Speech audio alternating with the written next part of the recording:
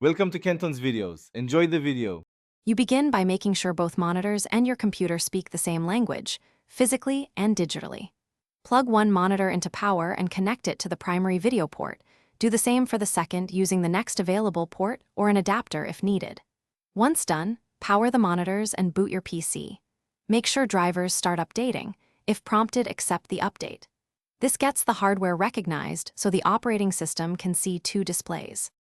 Now you set how the screens behave. Open display settings and drag the monitor icons to match your physical layout.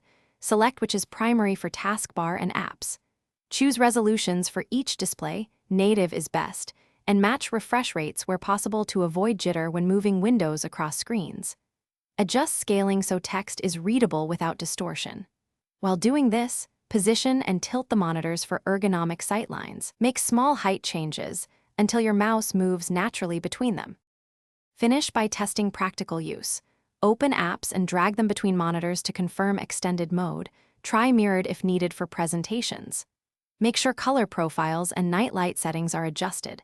If a monitor stays blank, first swap cables and ports, then reboot. If that fails, reinstall the GPU driver. Also check the monitor input selector and, in rare cases, disable an integrated GPU in BIOS if it conflicts. These steps resolve most setup problems quickly so you can get productive. Thanks for watching. Consider subscribing if we helped you.